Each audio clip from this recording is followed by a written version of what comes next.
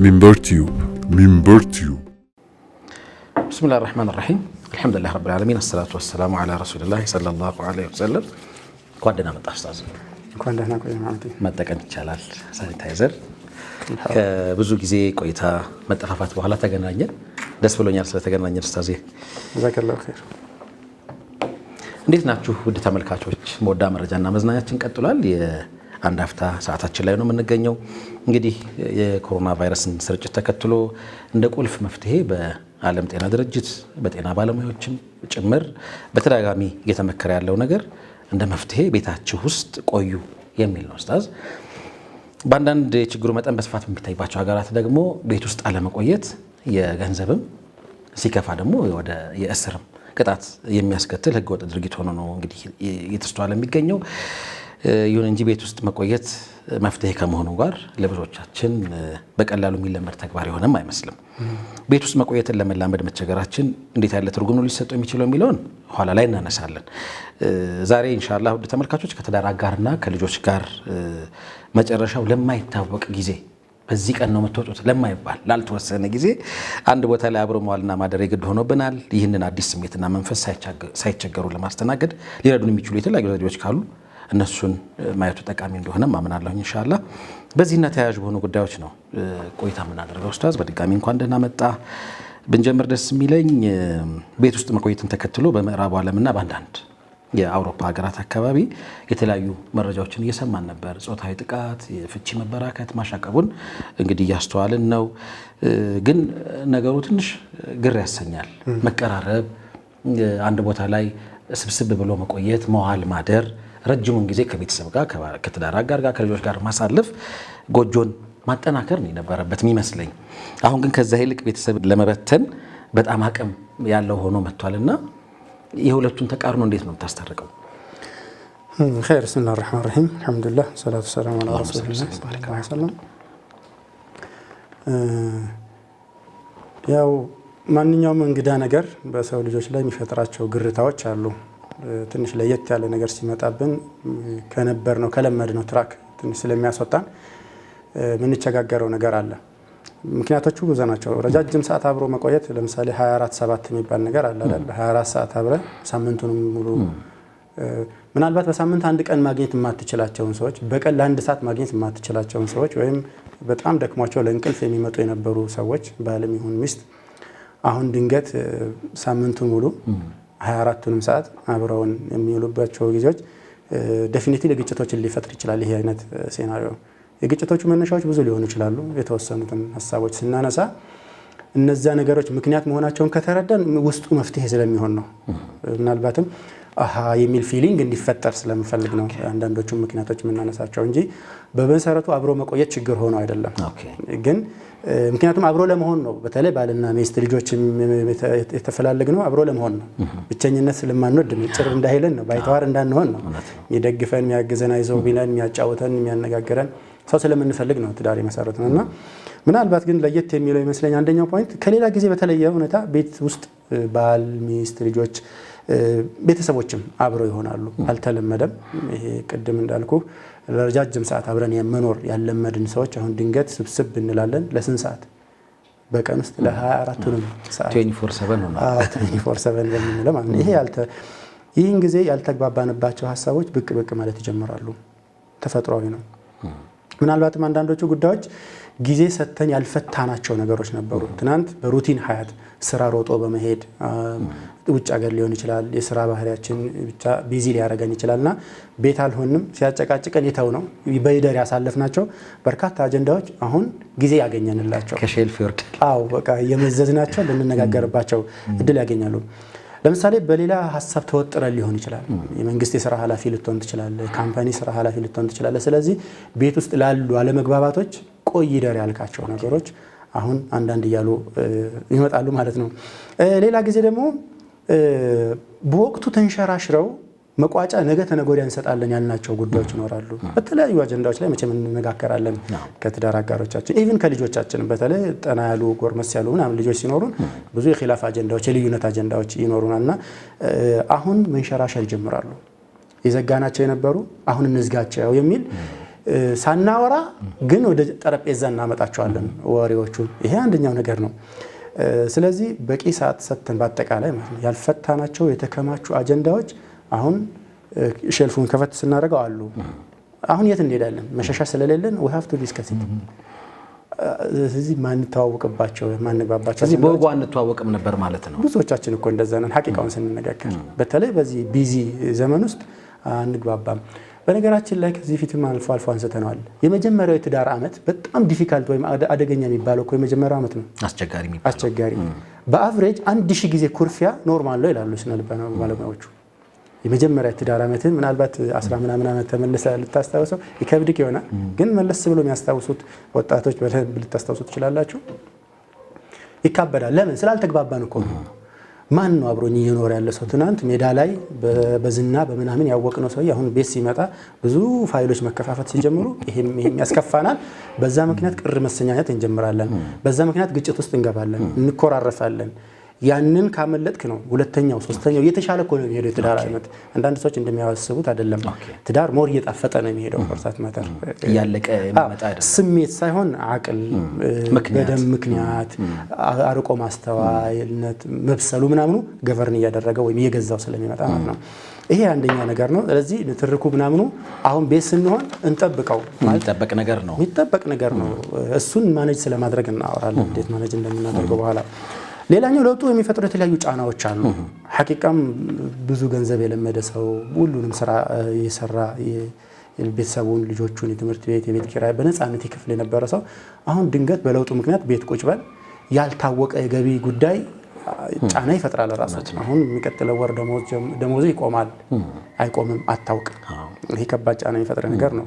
ኢኮኖሚው ጫና በተለይ ብዙዎችን እያንገራገጨ የሚቀጥል ይመስለኛል። በዚህ ጊዜ የሰው ልጅ በባህሪው ራስ ወዳድ የመሆን ቴንደንሲ አለው። በቃ አሁን ኢኮኖሚ ጫና አለ፣ የመረጃው የሚፈጥራቸው ጫናዎች አሉ። አንሰርቴኒቲ ወይም ደግሞ እርግጠኝነት እየጠፋ ዋስትና ማጣት፣ አንተ አደጋ ላይ እየወደቀ ኤግዛክትሊ ጥሩ አማርኛ ነው።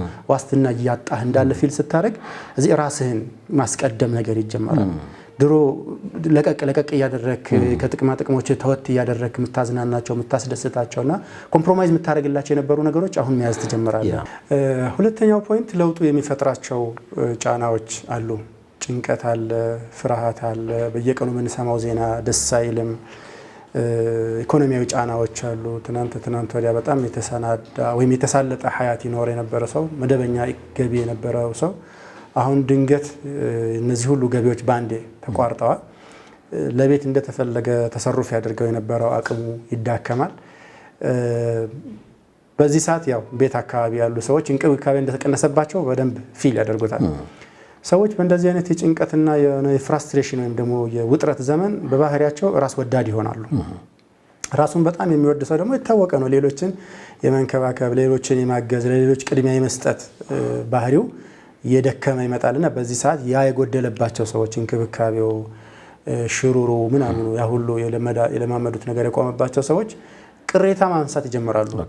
አለ ቤት ውስጥ ደግሞ ርቆም አልሄደም አለ። ትናንት እንዲያደርግልን የነበረውን ዛሬ እያደረገ አይደለም፣ ለራሱ እየቆጠበ ነው፣ ለራሱ እየደበቀ እያደረገ ነው፣ ደንታ ቢስ ሆኖብናል የሚለው መንፈስ ያው ለግጭት፣ ለመጣላት ወይም ለመነካካት ምክንያት ይሆናልና ይህንንም እንደ ምክንያት ብንወስደው ምናልባትም በቃ ተፈጥሯዊ ነው ብለን ልንወስደው እንችላለንና ነው እንደ መፍትሄ አካል የሚሆነው።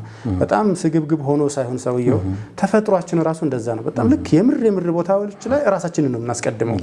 ለምሳሌ መኪና እየነዳ ብታገኘው አንድ ሰውና ድንገት አደጋ ቢገጥመው ከጎኑ ያስቀመጠው አክል ናስ ሊሆን ይችላል፣ በህይወቱ ላይ ልጁ ሊሆን ይችላል፣ አባቱ እናቱ ሊሆን ይችላል። ግን ናቹራሊ መሪውን እሱን ሴፍ ወደሚያደርገው ሳይድ ነው የሚያዞረው። ይሄ ደመነፍሳዊ ስሜት የሚባለው ደመነፍሳዊ ስሜት ነው። ለራሳችን እናዳላለን። አሁን ችግር አለ፣ እጥረት አለ፣ ፍርሃት አለ። ስለዚህ ራሳችንን መንከባከብ ነው ቅድሚያ የምንሰጠው። ይሄ ደግሞ እንዴት አደርጋለሁ ያለመድ ነው ያንተ ባህሪ ነው ደስ አይልም በሚል ይጀመርና ወደው ለንትርክ፣ ለብጥብጥ፣ ለጭቅጭቅና ደግሞ ያለመድነውም ስለሆነ ይሄ አንደኛው ምክንያት ነው። ሌላኛው ሁላችንም እንደምናውቀው አህመድ ለነገሮች የምንሰጠው ምላሽ አንድ አይነት አይደለም። ይሄ በሽታም ክስተት ነው፣ ወረርሽኝ ነው፣ አደጋ ነው። እኔና አንተ እንኳን አንድ አይነት ምላሽ ላይ ኖረን ይችላል። እኩል ሪአክት ላናደርግ እንችላለን። ቤት ስትመጣ እናት ለምሳሌ በጣም ጠንቃቃ ልትሆን ትችላለች። ለነገሩ በጣም ኪሪየስ ሆና ወይም ደግሞ በጣም በአንክሮ የተከታተለችው ቤተሰቧና ራሷን ከአደጋ ለመከላከል የምትወስዳቸው እርምጃዎች ይኖራሉ። ባል ደግሞ እንደዛ ላይሆን ይችላል፣ በዛ መጠን ላይሆን ይችላል። ምሳሌው ነው፣ ተቃራኒውም ሊሆን ይችላል። በዚህ ምልከታ ምክንያት ግጭት ይፈጠራል።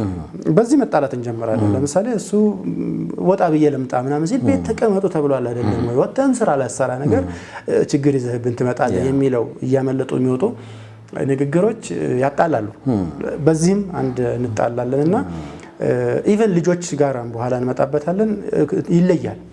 ልጆች አሁን እንደዚህ አይነት ተፈጥሯዊም ሆነ ሰው ሰራሽ አደጋዎች እንዲህ ማህበረሰብ ላይ መጥተው አጀንዳ የህብረተሰብ አጀንዳ ሲሆኑ የሚመለከቱበት ሌቭል በጣም ይለያያል። አንዱ ከሌላው በጣም ይለያያል።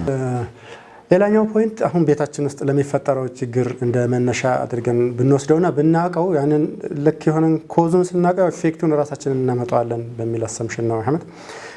ከቤት የምንጠብቀው ባህሪ ወይም ቤት ውስጥ አካባቢ ከባሎቻችን ወይም ከሚስቶቻችን ወይም ከልጆቻችን የምንጠብቀው ባህሪ ከሪያሊቲው ጋር ሊጋጭብን ይችላል፣ ወይም ከእውነታው ዓለም ጋር ሊጋጭብን ይችላል። ለምሳሌ አሁን ባለው ተጨባጭ ቤት ውስጥ ሚስት ልጆች እየተንከባከበች ነው፣ ምግብ እየሰራች ነው። አዝ ዩዥዋል የሁሉም ሰው ህይወት እንደዚህ ላይሆን ይችላል። እሱ በደንብ አድርጎ ያረጋባኛል። ግን አሁን ቤት አለ ሰውየው፣ ለምን አይረዳኝም?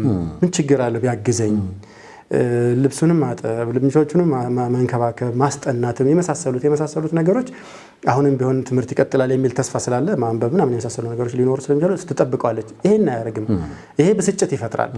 በሌላ በኩል ደግሞ እሱ ላለፉት ተከታታይ ዓመታት ምናልባትም ቤት ቁጭ ብሎ የምግብ አሰራር ሂደቷን፣ ቤት ውስጥ የምትለብስ አለባበስ ነገሮቿን፣ ጽዳቶቿን፣ ከልጆች ጋር ያላትን ተአሙል ወይም ደግሞ አኗኗር ዘይቤ ሊጠላው ይችላል። አይቶት የማያውቀው ነገር ነው። አሁን ሲከሰት እንዲህ አይነት ናት እንዴ የሚል ነገር በቃ ይፈጠራል። እስከዛሬ ሰላም ሰትሮን ነበረ ተራርቀን መኖራችን ማለት ነው። ገባ? ልክ በዚህ ሰዓት አሁን ይሄ ነው ለካውስ እውነታው ብለን መቀበል ነው እንጂ ያለብን ለግጭትና ለትርምስ በእነዚህ አዳዲስ እይታዎቻችን በከፈትናቸው አዳዲስ መስኮቶች ምክንያት ባየነው መጋጨት አለብን ብዬ አላስብም። መጨረሻ ላይ ቤታችን ውስጥ ችግር ሲፈጠር በፊት ምንድን ነበር የምናደርገው? ብዙ ሰው አቮይዳንስ ፖሊሲ ምለዋለኝ እኔ ማስወገድን ነው የምንከተለው። አይተዋለ መሐመድ ጥሎ መሄድ ማለት ነው። በቃ እንግዲህ ጭቅጭቋ ጀመራት ደግሞ ንዝህ በቃ እስኪ ሂድ በኋላ ምናምን ተብሎ ችግርን ቁጭ ብሎ ተደማምጦ ዘላቂ መፍትሄ የመፈለግ ባህሪ አላውቅም። መነጋገር ብዙ አልለመድንም እና ልክ ስንሄድ ስራ ቦታም ስንሄድ ያው ስራው ይወጥረናል። ብዙ ኮሚኒኬሽን አለ። ስራ ባልደረቦች፣ አለቆች ምናምን ይወጥሩ ትረሳዋለህ። ማታ ስትመጣ ምንም እንዳልተፈጠረ ትኖረዋለህ የዚህን ሩቲን ሀያት ማለት ነው። ግን አሁን ያ ነገር የለም። ከተጀመረ መቋጨት ሊኖርበት ነው። መውጫ የለም፣ ማምለጫ የለም። ስለዚህ ሶልፊት የሚል ነገር ይፈጥራል። ስለዚህ ከወዳጆቻችንም ከወንድሞቻችንም የመሳሰሉ አካላት ጋር ሄደን ተንፍሰን አቦ ተቸገርኩ እኮ እንደዚህ ተጨቀጨቅኩ ምናምን ስትል የሚያበራርድህ የነበረ ወንድም አሁን የለም። ሄዳ የምታለቃቅስበት የነበረች ጓደኞቿ፣ እህቶቿ፣ ዋቴቨር ዘመዶቿ ምናምን አራብ ሽሪ ሁሉም ቤት እኮ እንደዚህ ቴኬት ይዚ ምናምን የሚላት ሰው አሁን የለም። እዛው ፈጭታ እዛው ጋክታ እዛው መጋገር ይኖርበታል። እና ይሄ ነገር ለጭቅጭቅ ሲበዛም ወደ ፍችና ወዳልተፈለገው አቅጣጫ ሀታ ቤት ውስጥ ድብድብና የመሳሰሉ ነገሮች ሊከሰቱ ይችላሉ። አሁን እንወቀው። ለካ በፊት የሆነ ቦታ ይዘነው እንሄድ ነበረ፣ ቁጭ ብለን አልፈታነውም ነበር፣ አልተንቀሳቀስንም ነበረ። ያንን ነገር በዘላቂነት ለመፍታት እነዚህ አይነት ልዩነቶቻችንን ቬንትም የምናደርግባቸው ወይም ደግሞ ምን ተነፍስባቸው መድረኮችም አሁን ተዘግተዋል። ስለዚህ ምን ይሻላል? መጋፈጥ ነው መፋጠጣችን። እሱ ነው የሚያጣለን። ባጭሩ እነዚህን ሂደቶች ሰብሰብ ለማድረግ ያህል እንግዳ ነገር ሁሌም የባህሪ ለውጥ ያመጣል። አዲስ ነገር ሲከሰት በሀያታችን ላይ የነበርንባቸው የተለያዩ አንዳንዶቹ ተዳፍነው የሚኖሩ የተዘጉ ያልተገለጡ ያልታወቁ ነገሮቻችን ገለጥለጥ ማየት ይጀምራሉ። አሁን በተገለጠው ነገራችን እንኗኗር ካልን ልንራበሽ ነው። ስለዚህ አዚፍ እነዚህ ነገሮች ከቻልን መነጋገርና ሚኒማይዝ ለማድረግ ወይም ለመቀነስ መሞከር ነው። ካልቻልን ግን እንደ ሪያሊቲ መቀበል ነው። አድሚሽን የምለው ሌላ ፖሊሲ ያለኝ እኔ አንዳንድ ህይወትን አድሚት ማድረግ ነው። ተቀብሎ መኖር በቃ ተቀብለህ መኖር ነው። አሁን ዝም ብለህ ብትፋጠጥ ብትራበሽ ብትበጣበጥ ችግርን ታባብሳለህ፣ መፍትሄ አታመጣም። ይሄ ችግር ደግሞ ይወገዳል ኢንሻአላህ። ወደ ነበርንበት የምንመለስበት ቀን ሩቅ አይሆንም ኢንሻአላህ። ስለዚህ ነገሮችን ለመለማመድ መሞከር በጣም ጠቃሚ ሀሳብ ነው። ጀዛከላሁ ኸይር። እንግዲህ ቤት ውስጥ በሚኖረን ሰፊ ጊዜ ውስጥ ኡስታዝ ሌላኛው አዲስ ነገር ከልጆቻችን ጋር የበለጠ መቃረብና ባህሪያቸውን መረዳት ነው የሚመስለኝ። ከዚህ በተቃራኒ ደግሞ ወላጆች በቶሎ ነው ምንሰለቸው። የህፃናቱ ተደጋጋሚ ስሞታ አለ፣ ያልተሳኩ ሙከራዎቻቸው አሉ፣ የማይቋረጡ ጨዋታዎች አሏቸው። ይህን ሁሉ መታገስ ትንሽ ፈተና እየሆነ ነው ብዙ ወላጆች ጋር እና ይህንን በጣም በቀላሉ ለመልመድ ሊረዳን የሚችል ነገር አለው። አንተ እንደ ስነ ልቦና ባለሙያ ልጆች ጋር ሊኖረን የሚገባው ተአምር በተለይ እዚህ ወቅት ላይ መሄጃ የላቸውም። ባለፉት ጊዜያት ቅዳሜና እሁድ ነበር የረፍት ጊዜያቸው ከኛ ጋር የሚያሳልፉት። ከዛ ውጭ ያለውን አብዛኛውን ነገር በኃላፊነት ነው እንደሚታወቀውና እነዛን ሁለት የረፍት ቀናት እንኳ አንዳንድ ጊዜ መሸከም ሁሉ ይከብደናል አይደለ? አሁን ግን ቅድም እንዳነሳ ነው 24/7 24/7 ከኛ ጋር ናቸውና ልጆችን ለመረዳት ከወላጆች የሚጠበቀው ኃላፊነት ካለ እንዴት ያለ ነው? እሱን እስቲ እናንሳ። ከሱ በፊት አሁን ክስተቱ ልጆቹ ላይ እየፈጠረ ያለውን ስነ ልቦና ብንረዳ አሁን ለምትለው ጥያቄ መልስ ቢሆን ይመስለኛል። በጣም ያው ጤናቸውን ለመጠበቅ ያው ሳኒታይዘር እንዲጠቀሙ፣ እጃቸውን እንዲታጠቡ፣ ውጭ እንዳይቀላቀሉ፣ ትምህርት ቤትም ተዘግቶ ፖቴንሻሊ በሽታው እንዳይመጣባቸው ፊዚካል ጤናቸውን ለመጠበቅ ከፍተኛ ጥረት ተደርጓል። እኔ በተመሳሳይ የስነ ልቦና ጤንነታቸውን ለመጠበቅ ጥረትና እገዛ መደረግ ያለበት ይመስለኛል። ልብ በል መሐመድ፣ ማንኛውም ልጅ በዚህ ሰዓት ልክ እኛ እንደምንከታተለው ነው ሚዲያውን እየተከታተለ ያለው። አንዳንድ ልጆች እንደውም ከዛ ሊብሱ ይችላሉ። ከኛ በበለጠ ይሄ ተፈጥሯዊንም ቅድም መነካከት የጀመርነው ነጥብ ነው። ተፈጥሯዊም የሆኑ ሰው ሰራሽ አደጋዎች ሲከሰቱ ይህ አደጋ በእኔ ህይወት ላይ በእኔ በቤተሰቤ በምወዳቸው አካላት ላይ ምን ይዞ መጥተዋል በሚል በጣም በአንክሮ ነው የሚከታተሉት። ይሄ ጥናቶች ያረጋገጡት ነው፣ የኔ የግል ሀሳቤ አይደለም። ባይዘወይ ያ በዛ እይታ ምክንያት የሚጎዱት በጣም ብዙ ነው። ለምሳሌ በቃ በጣም ወዳቸውን ሰዎች ላጣ እችላለሁ፣ አባቴን ላጣ እችላለሁ፣ እናቴን ላጣ እችላለሁ፣ ጓደኞቼ ሊሞቱ ይችላሉ፣ የሚወዳቸው አስተማሪዎች ሞተው ሊሆኑ ይችላሉ፣ አያቶች፣ ዘመዶች ኢላ አኺሪ። መቼም ልጆች የራሳቸው ሶሻል አላቸው አይደል? እኛ ያለንን ያህል የራሳቸው ማህበራዊ መስተጋብር አላቸውና ያ ነገር እንደሚፈርስ ስጋት የሚጎድል ነገር እንዳለ ያስባሉ። ከባድ አደጋ ውስጥ እንደሚወድቁ ፊል የማድረግ ቴንደንሲ አለና ደህንነታችን አደጋ ላይ ነው፣ ጥቃት ሊደርስብን ነው፣ ይሄ በሽታ ሊበትነን ነው የሚለው ነገር በጣም ያስጨነቃቸዋል። ይሄን የሚያባብሰው ደግሞ ዴፊኒትሊ ሁላችንም የምናውቀው የምንከፍታቸው የቴሌቪዥን ቻናሎች ናቸው። በየቀኑ ይሄን ያህል ሰው ተያዘ፣ ይሄን ያህል ሰው ሞተ፣ በአሜሪካ፣ በስፔን፣ በጣሊያን፣ በኢራን፣ በቻይና ኢላ አኺሪ። እነዚህ መረጃዎች ለሰሚው ቀላል ናቸው፣ ግን ፕሮሰስ ለሚያደርገው ሰው ነው ችግር የሚፈጥሩት። መረጃ ሁሌም ፕሮሰስ ይደረጋል በጭንቅላታችን ውስጥ ማለት ነው። በልጆች ውስጥ የሚደረገው ፕሮሰስ አደገኛ ነው። ይሄ መረጃ ገብቶ በልጆች ውስጥ በፈጠረው ቀውስ ምክንያት የልጆቹ ሪፍሌክሽን ወላጆች እንዲማሩበት ለማድረግ ያህል ብቻ አንዳንድ ነጥቦችን ላንሳ መሐመድ። ለምሳሌ አንዳንድ ልጆች በጣም በደንታ ቢስነት ይገልጹታል። ይሄ አጋጣሚ የፈጠረውን ሜስ ማለት ነው፣ ውስጣቸው የተፈጠረው ነገር ለመብላት ደንታ ቢስ ሊሆኑ ይችላሉ፣ ለምግባቸው፣ ለአልባሳቸው፣ ለንጽህናቸው አጠባበቅ በቃ ኢነርሊ ውስጣቸው ተስፋ መቁረጥ ነገር ዴቨሎፕ አድርገዋልና ብዙ ነገር ላይ ደንታ ቢስ ሊሆኑ ይችላሉ። ሀታ መጫወቻቸው በተሰባበረው ፊት ለፊታቸው ዝም ሊሉ ይችላሉ። ውስጣቸው ተፈቀረልኛል የሚል ስሜት እያደገ ነው። እንደዛ አይነት ስሜት ፍራስትሬሽን ወይም ተስፋ መቁረጥ የምትለው ነገር ሊነካካቸው ይችላል። አንዳንድ ልጆች ደግሞ የበለጠ አቴንሽን መፈለግ፣ ፕሮቴክት አድርገኝ ነው ውስጡ፣ አረ ደህንነቴን አስከብሩልኝ፣ የበለጠ አቴንሽን ስጡኝ አይነት ነገር ማለት ነው። ረጃጅም ሰዓት በመተኛት ይሄንን ሪአክሽን የሚገልጹ ልጆች አሉ። አሁን ልክ ያደጋው ምናምኑ ሲበጣ መሸሻ ነገር ማለት ነው። መሸሻው የሚደረገው በቃ ላለመስማት፣ ላለማየት፣ ላለማሰብ ረጃጅም ሰዓት መተኛት ሊሆን ይችላል። ይሄ ብዙ መብላት ሊሆን ይችላል። ምንም አለመብላት ሊሆን ይችላል።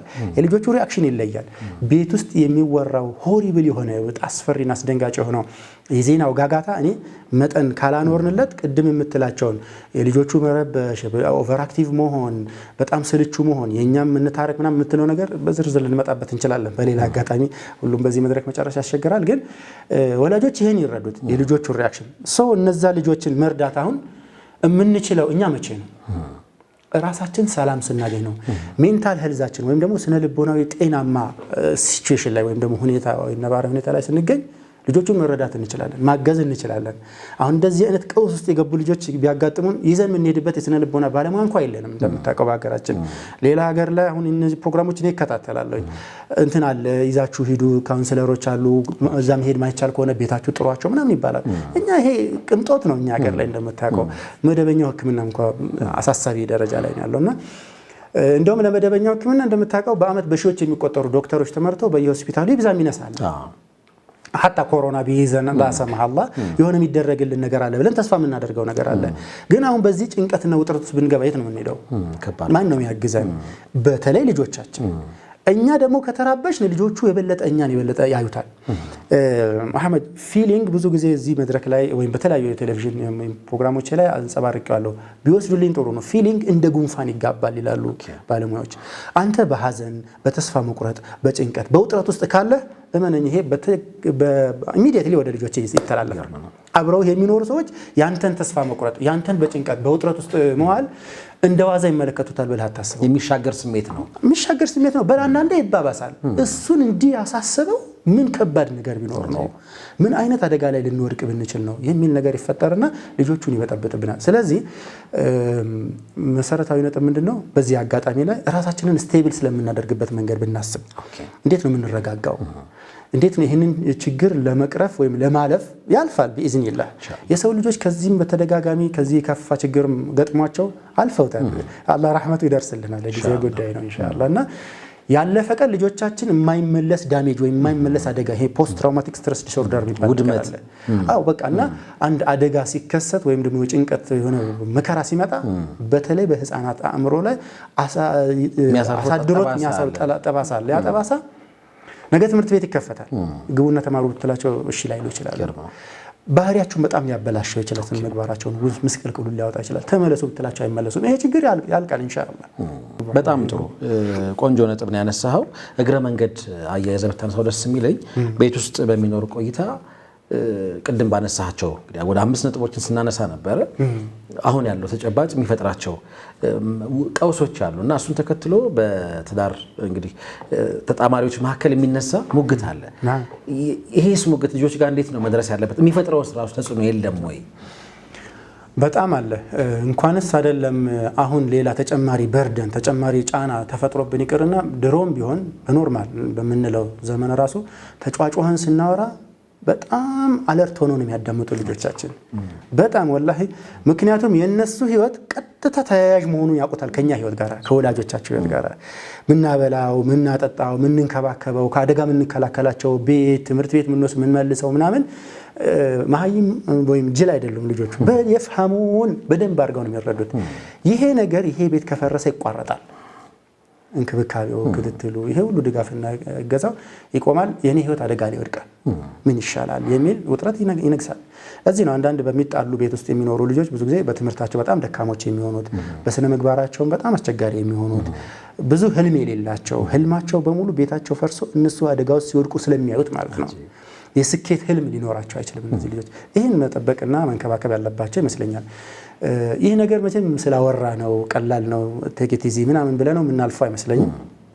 በተከታታይ ወደፊት አላህ ካለም የቢ በረመዳንም የጉዳይ ላይ በደንብ እናወራበታለን። ግን ወላጆች አሁን በጣም ፎከስ ማድረግ ያለባቸው ይመስለኝ ልጆቻቸው ብቻ ሳይሆን እነሱ ጤናማ ሆኖ መቀጠል አለባቸው።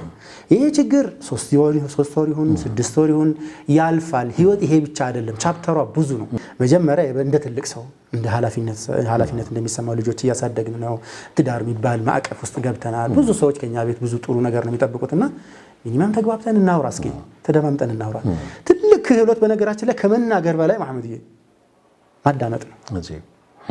ማዳመጥ ክህሎት አይመስለንም ብዙዎቻችን። የሚሰለጠን በሰርቲፋይ የምትሆንበት ትሬኒንግ ያለው ነገር ነው ማዳመጥ። ጥሩ አዳማጭነት ለጥሩ ተናጋሪነት ራሱ መሰረት ነው። ጥሩ ሀሳብን በደንብ መግለጽ ከፈለግ በደንብ ሰዎችን ማዳመጥ አለበት። ስታዳምጥ እየመረጥክ አታዳምጥ። ስታዳምጥ እየፈለክ ብቻ አታዳምጥ። አንተ የምትፈልገውን ሀሳቦች ብቻ አታዳምጥ። ለመልስ ብቻ አታዳምጥ። ራስህን በእኔ ቦታ እያስቀመጥክ አዳምጠኝ። ምን ማለት ፈልጎ ይሆን? ደግሞ ዳይሬክት ሁን፣ ሴረኛ አትሁን። ሲያዳምጡ አንዳንድ ሰዎች መሰሪዎች ናቸው። እንደዚህ ምትለኝ ይህን ማለቷ ነው፣ እንዲያቀናበረብኝ ነው፣ እንዲያሰላብኝ ነው፣ እንዲያወሳሰበብኝ ነው። ቆይ ባልሰራለት እያልክ አታዳምጥ። አይገባህም። ይሄን ጊዜ መልእክቱ ለመግባባትን ምክንያት አታደርገውም። ይሄ በጣም ወሳኝ ሰዓት ነው ያስባለሁ። አሁን ላለንበት ሁኔታ መስቀልቅሎች አሉ። እንደየተጨባጫችን የመፍትሄ ሀሳቦች ሁኔታዎች ልናበጅ እንችላለን።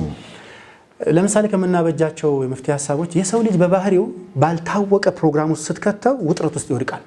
ያልታወቀ ፕሮግራም አንሰርቴን ፕሮግራም እንለው ማለት ነው። ዛሬ ምን ልትሰራ ነው? ከእንቅልፍ ስትባንን መጅሁል ነው፣ አይታወቅም አይደል? በቃ ራሱ ባህሪን ያበላሸዋል፣ ስነ ምግባርን ያበላሸዋል። በቃ ለሰው ምቾት የምትነሳ ሰው ነው የምትሆነው። ስለዚህ በቀን ውስጥ ሩቲኖቻችንን እንከፍል። ከእንቅልፌ ስነሳ ጠዋት 11 ሰዓት ፈጅር ሰግዳለሁ። ፈጅር ሰግጄ 15 ደቂቃ አዝካር ሰባህ አደርጋለሁ። ከዛ በኋላ አንድ ጁዝ ቁርአን እቀራለሁ። ከዛ በኋላ ስፖርት እሰራለሁ። ከዛ በኋላ እያልን ፕሮግራሞቻችንን እናውጣው። ከካሜራ በፊት አንድ ነገር አንስተህልኝ ነበር። አንዳንድ ሰዎች ፕሮግራም ያወጣሉ፣ ግን በፕሮግራማቸው መኖር ያስቸግራቸዋል። ለምን መሰለ? የሚያወጡት ፕሮግራም የነብይ ፕሮግራም ያወጣሉ። ይራሳሉ ተራ ሰው መሆናቸው። ምስኪን አብዱል ገፋር መሆኔን መርሳት የለብኝም። በጣም የተጨናነቀ ምንም እረፍት የማይሰጥ ሰዓት ሚኒት ምናምን የተከፋፈለ ደቂቃ በደቂቃ የተከፋፈለ ነገር ነው። ራሳቸውን ሪላክስ የሚያደርግ ሙድ የሌለበት ፕሮግራም ስናወጣ አንችለው። 3 ቀን መቀጠል አልችልም እንዳልከው ያቅማችንን እናውጣ። የብዙ ወላጆች ፈተና ነው በነገራችን ላይ ኤግዛክትሊ። ምክንያቱም ያለ አቅማችን ስንጠራራ ሁሌም ያው መፈንዳታችን አይቀርም እንዳይጧ። እንደዛ መሆን የለብንም። ያቅማችንን ነው መስራት ያለብንና ዚክር የምናደርግበት አልኩ፣ ቁርአን የምንቀራበት፣ ከልጆቻችን ጋር ኳስ የምንጫወትበት ሊሆን ይችላል። ወላ ሌላም ጌም ሊሆን ይችላል። ዳማ ሊሆን ይችላል። ኳስ የምንጫወትበት ሜዳ ላይ ኖረን ይችላል። አዲስ አበባ ሜዳዎች አውቃለሁ፣ ኮንዶሚኒየም ተሰርቶባቸዋል። ኤኒሃው ሂር ኤንድ ዜር ያሉ ፕሮግራሞቻችንን ሰብሰብ ብለን ወደ ከዚህ ቀጥሎ ይሄን እንሰራለን የሚል ነገር ማለት ነው። በነገራችን ላይ ለልጆች በጣም ወሳኝ ነገር ነው የሚሉ ጽሁፎች አንብቤያለሁ። ይሄ ነገር ሩቲን ውስጥ መክተት ልጆችን ይባላል። ሩቲን ማለት የታወቀ ፊውቸር ወይም ደግሞ የታወቀ ነገር እንዲኖርህ ማድረግ ማለት ነው። ነገ ስነሳ ነገ ይሄን እሰራለሁ። ዛሬ የሰራሃቸው መደበኛ ስራዎች ነገም የሚደገሙ ከሆኑ ሴፍቲ ይሰማሃል፣ ምቾት ይሰማሃል። አንተ ባይተዋር አይደለም። አንተ ዝም ብለህ ለእድል የተተውክ ሰው አይደለም። ትምህርት ቤት ተዘግቷል፣ ስራ የለም፣ ጓደኞች ጋር መሄድ የለም፣ አስተማሪ አይጠይቅህ፣ ጓደኞች ጋር አትገናኝ፣ ቻት አታደርግ፣ ምን አታደርግ፣ ሁሉ ነገር ተዘጋግቷል። ስለዚህ ምንድነው ነገ ቬግ ይሆናል አይደለም፣ ልም ያለ በቃ ጸለምተኛ ይሆናል። ይሄን ክሊር የሚያደርግልህ ዝርዝር ስራ አስቀምጥ። የሰላት ሰዓት አለ፣ የንባብ ሰዓት አለ፣ የጫወታ ሰዓት አለ፣ አዝካር አብረን የምንልበት ሰዓት አለ፣ ቁርአን የምንቀራበት አለ፣ አብረን የምንማማርበት ጊዜ አለ፣ የምንላፋበት ጊዜ አለ። ሐታ ጤንነታችንን ለመጠበቅ ከልጆቻችን ጋር መጫወት መልመድ አለብን። ያ ጀማዓ አባቶች በተለይ ያለመዳችሁት ከልጆች ጋር መሰለቻቸት ምናምን ያለው ነገር አሁን መከራው እሱ ነው። አሁን እንደውም ጎልደን ፒሪየድ ነው። ልጆቻችን የምናውቅበት ወርቃማ ጊዜ ነው። ባልተዋወቅናቸው ልጆቻችን የምናውቅበት፣ ሚስቶቻችን የምናውቅበት፣ ባሎቻችን የምናውቅበት፣ ያቆየናቸውን በርካታ አሳይመንቶች የምንሰራበት አጋጣሚ ነውና እኔ ብልህ መሆን ያለብን ይመስለኛል። ሌላኛው ለሁለቱም ወገኖች የሚመክረው እኔ ለብቻዬ መሆን እፈልጋለሁ ሲል ባል ይተው። ይሄ ታይም አውት ይሉታል ፈረንጆቹ። ሁሉንም ሰዓትህን ከኛ ጋር ሁን፣ ሁሉንም ሰዓት አውራን፣ ሁሉንም ሰዓት ቻት አድርገን፣ ልብስም ስናጥብ አብረን፣ ግቢም ስናጥብ እንደዛው፣ ወደ ስንጠርግም ጥረግ። ይሄ ልክ አይደለም። የሆነ ሰዓት ለራሷ ከፈለገች ተዋት። ለሳርቢ ልታስብበት የጥሞና ጊዜ የሚባል የጥሞና ጊዜ ነው ትሉት እናንተ አማርኛውን ለአንተ ትችዋለሁ። አላቁል ያህል 30 ደቂቃ ላይሆን ይችላል። በዚህ ጊዜ ሌላው አካል ተባባሪ ነው መሆን ያለበት። ልጆችም ባልም ሚስት ከፈለገችው ባል ከፈለገው ሚስትም ልጆችም ተባባሪ ሆኑ። ሰዎች 30 ደቂቃ 40 ደቂቃ ለብቻቸው ይሆኑና ፕላን ሊያወጡ ይችላሉ፣ ሊያሰላስሉ ይችላሉ፣ አታ ከአላህ ጋር ሙሐሰባ ሊሰሩ ይችላሉ። ምን ሐቅህም ይሄን ስንታቸው ተኽፊፍ እናደርጋለን። ፕሬሸር መፍጠር የለብንም ወይም ግፊት ጫና በተደጋጋሚ መፍጠር ያለብን ብያለስም። አንድ ፖይንት ብቻ ልጨምር ማለት በጣም ደስ ይለኛል። አላህ ቀናቶችን ይቀያይራል። ወትልከ الأيام نداولها بين دوام الحال من المحال ያደል ያረቦቹ ባባል ቢመስልም የሆነ ነገር ባለበት አይቀጥልም። ያው አምኑም እንደዚሁ በኸውፍ ይተካል፣ ኸውፉም በአምን ይተካል። የአላህ ነገር ነው። ፍርሃት ሁሉ ጊዜ አይኖርም፣ ተስፋ መቁረጥ ሁሉ ጊዜ አይኖርም። ግን በጣም የሚያስፈልጋል ለኛም ለልጆቻችንም ማጋባት ያለብን ፊሊንግ ይመስለኝ ነው። አሁን ይሄ ነገር ይቀጥላል፣ በቃ አልታወቀም የኛ ነገር ምናምን እያሉ ያላዘኑ ማውራት በጣም ስህተት ነው። ልጆችን የበለጠ ይጎዳልና መጠንቀቅ ያስፈልጋል ያስባል። መሐመድ ባረከላሁ ፊክ። በጣም ቆንጆ ነጥቦች ናቸው ኡስታዝ ያነሳህልን።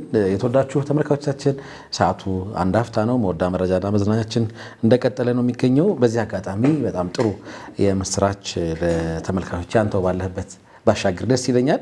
የዘንድሮ አብሮነት በረመዳን ዝግጅታችን እንግዲህ አሁን ያለው ወቅታዊ ሁኔታ አየሩ ከዚህ ቀደም ስንሰራ በነበረበት አይነት ቅርጽ እንድንሰራ አይፈቅድልንም። ያንን ታሳቢ ያደረገ መልኩ በተለየ ስትራክቸር ኢንሻአላህ እንመጣለን። የፕሮግራሙ እንግዲህ ቆይታ ውስጥ ግን ኡስታዝ አብዱል ገፋር ሸሪፍ በጣም ጣፋጭ ከሆኑ ውብ ሀሳቦቹ ጋር እስከ ፕሮግራማችን መጠናቀቂያ አስካሄድ ማለት ነው ኢንሻአላህ። አላህ ያቆየናል አይደል? ስለ ተስፋ ነው የምናወራው። በጣም ጣፋጭ የሆኑ ሀሳቦችን ይዞላችሁ ይቀርባል። አብሮነት በረመዳን 5ታችን ላይ ኡስታዝ አብዱል ገፋርን በጣም ለየት ባለ ፕሮግራም ጠብቁት። የመዝጊያ ሀሳብ እናነሳለን። ሰዓታችን እየሄደ ስለሆነ ቤታችን ውስጥ እንዲኖር የምንፈልገው ኢማናዊ ቆይታ እንዴት ነው ሊፈጠር የሚችለው? አሁን ረመዳን እየመጣ ነው። አላውቅም ይሄ ሁኔታዎች አልፈው ወደ መስጊድ ብንመለስ ደስ ይለናል። የማይሆን ከሆነ ቤት ውስጥ ያንን ድባብ መፍጠር እንችላለን? እንዴት ማድረግ ነው ያለብን? ወላሂ በጣም መሰረታዊ ጥያቄ ነው ያነሳው አህመዲ። እኔ ይሄ ፕሮግራም ራሱ ለዚህ ጥያቄ ሲባል ዘግይቷል ብዬ አስባለሁ። ሊያነሁ የረመዳንን ጀው በፊት የአሁኑ ጀው መፈጠር አለበት። ብዙዎቻችን ከዚህ ፊትም እንደምናወራው ረመዳንን በደንብ አድርገን ማንጠቀምበት ምክንያት ድንገት ይገባብናል። ረመዳን ብዙ ነገራችንን ቅይር ያደርገዋል። ከዛ ከተፈጠረው አዲስ ኢንቫይሮንመንት ጋር ማላመድ እየታገልን እያለ 10 ቀን 20 ቀን ይባልና ያልቅብናል ረመዳን እና አላኩል ያህል አሁንም ያለንን ድል ለመጠቀም ያህል ትንሽ ጊዜ ቁጭ ብሎ ማሰብ ነው። አቅለኛ ሰው ይሄንን የመሰለ ኦፖርቹኒቲ ድጋሚ ቢገኝ አይመስለኝም። እኔ ወአሳ አንተ ከረሁ ሻእን ወጀዐለ ላሁ ፊ ኸይረን ከሲራ። ብዙ ሰው ቤት ለመቀመጥ ጊዜ አላገኝም ነበር። ብዙ ሰው ከቤተሰቡ ጋር ጊዜ አያገኝም ነበር። የታወቀ ነው። ግማሹ ውጭ ሀገር ይሄዳል፣ ግማሹ በቢሮ ኃላፊ የህይወት ሩጫ ውስጥ ነው። አዎ በግብርናውም ያለው በንግዱም ያለው በቀን ስራም ያለው እንኳን ሰራተኛ ብትወስደው በሳምንት 6 ቀን ይሰራል። ሌላኛው ቀን ልብስ ማጠቢያ ነው፣ ዘመድ መጠየቂያ ነው። ሌላ አኺር ፕሮግራም እንኳን ተሰናድቶ መሄድ ሰዓት አልነበረንም።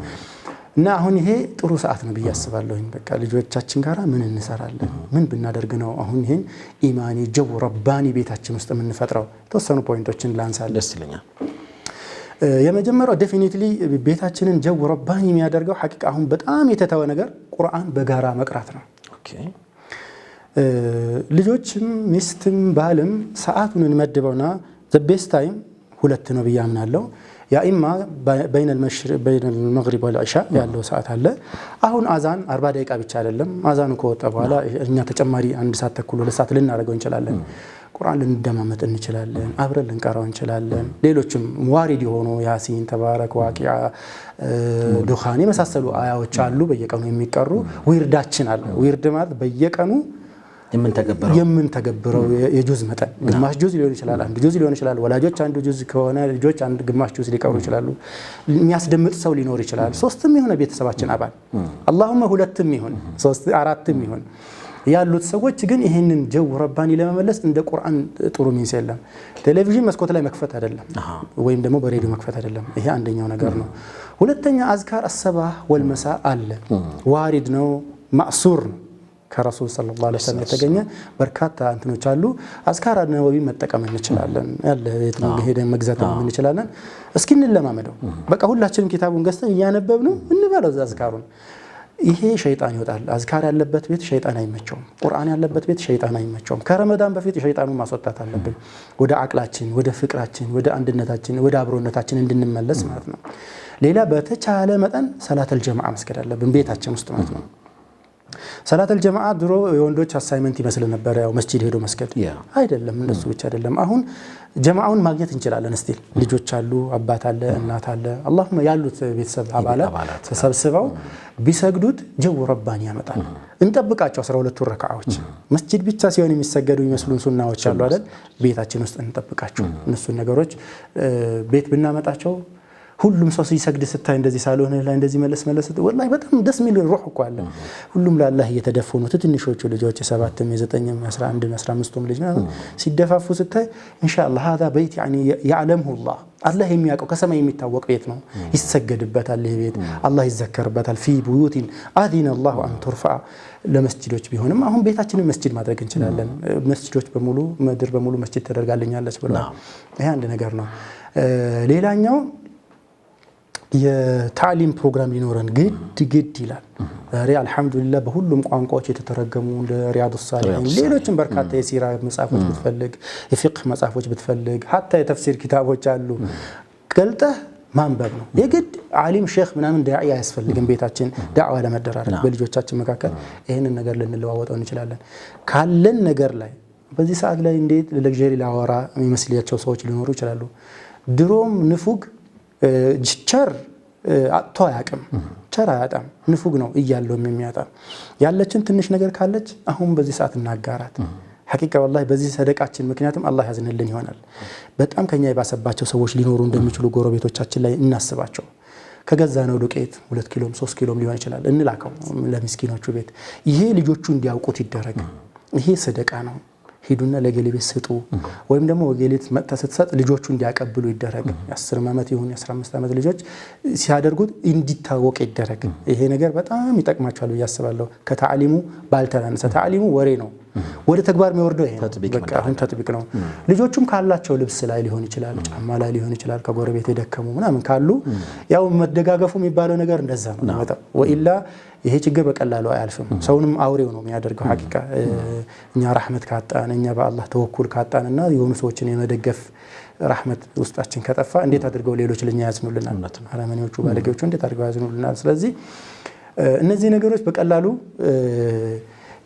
የሚተገበሩ ሆነው ግን ለውጣቸው ብዙ ነው። ይሄማ ሁሌም የምንሰራው ነው ለውጥ አላየንበት ምናምን ልንል እንችላለን። አንድ ነገር ባህሪያችን እስኪሆን ድረስ ካልደጋገምነው ለውጥ አያመጣም። ለምሳሌ 3 ቀን 4 ቀን ሞቅ ብሎን አብረን በጋራ ቁርአን ቀራን እናቆማለን። በአራተኛ ቀን በቃ እዛ ቤት የቁርአን ሙድ አይመጣም። ሐቂቃ እኔ እነግርሃለሁ ቢያንስ 7 ቀን መደረግ አለበት። ሶሊድ 1 ሳምንት ማለት ነው። ስሩትና አዩትኝ። ከዛ ቴስቱን ሼር ታደርጋላችሁ ከልጆቻችሁ ጋር። ልጆቹ ናቸው የሚጠሯችሁ። ከዛ በኋላ እንደ ቁርአናችን ሰዓት ነው ይሄን ነው የሚሏችሁ በእርግጠኛነት ማለት ነው። ሰላታችንን ተበታትነን አንስገድ። የ30 ሰዓታችን ደርሷል ባባ እንዴ ለብቻ ልትሰግድ ነው እንደምናም ብለው የሚቆጡበት ሁኔታ ነው የሚፈጠረው። ይሄን ስናደርግ ጀው ኢማን ይመጣል ኢንሻአላህ። አቅም ያላቸው ሰዎች ረቃኢቅ ነገሮችን በቴሌቪዥንም በሬዲዮም በተለያዩ መንገዶችም ብናይ ብንከታተል ያግዘናል። ሐቂቃ ይሄ በሚከብድባቸው ኮንቴክስቶች ደግሞ አንዳንድ ጊዜ ከወንድሞቻችን ጋር ዛሬ አልহামዱሊላህ ቴክኖሎጂ ብዙ ፈጥሯል። በትንንሽ የቴሌግራም ግሩፖች የዋትስአፕ ግሩፖች ዝም ብሎ ይቀራቀምቦ የሚጫንባቸው ምናምን ሳይሆኑ ማለት ነው ትንሽ ይሆን በምንተዋወቅና ምንግባባ ወንድሞች መካከል አንዱ ሊያስተምረን ይችላል። አላህ የገለጠለትን ያህል ሊያስተምረን ሊያሳውቀን ይችላል። በዛ መንገድ የምንተዋወስባቸውን ኦፖርቹኒቲዎች አልፎ ኢቭን በስልክ ሊሆን ይችላል። ዛሬ በቴሌኮንፈረንስ 7 ሰው 8 ሰው አካባቢ ሆነ ብዙ ነገር መማማር ይችላል። ያንን ስናደርግ ቤታችን ሩህ ያኒ ኢማኒ ጀው ረባኒ ምናምን የምትለው ነገር ለማምጣት እድሉን ያገኛል ብዬ አስባለሁ። ባረከላሁ ፊክ ኡስታዝ። እንግዲህ ሰዓት ኖሮን ከዚህም ዘለግ ያሉ ሀሳቦችን ብናነሳ በጣም ደስ ይለኝ ነበረ። ሆኖም ኢንሻአላህ ብዙ አይርቅም ረመዳን ውስጥ ስፋት እናገኛለን ከሚንበር አብሮነት ፕሮግራሞች ጋር። ውድ ተመልካቾች እንግዲህ ጠቃሚ ሀሳቦች ወደ እናንተ ተሻግረዋል። እነዚህን በመለማመድ ተግባራዊ በማድረግ ቤታችን ውስጥ የተፈጠረውን ልክ ያልሆነ የሻከረ ስሜት ወደ ጥሩ ወደሆነ ፍካት መቀየር እንችላለን። ተስፋም እናደርጋለን። ልምዳችሁንም አጋሩን፣ የደረሳችሁበትንም ነገር ብትነግሩን ደስ ይለናል። አብረን ስለነበርክ በጣም ነው የምናመሰግነው። ውድ ተመልካቾች ፕሮግራማችን ይቀጥላል። አብራችሁን ቆዩ። በድጋሚ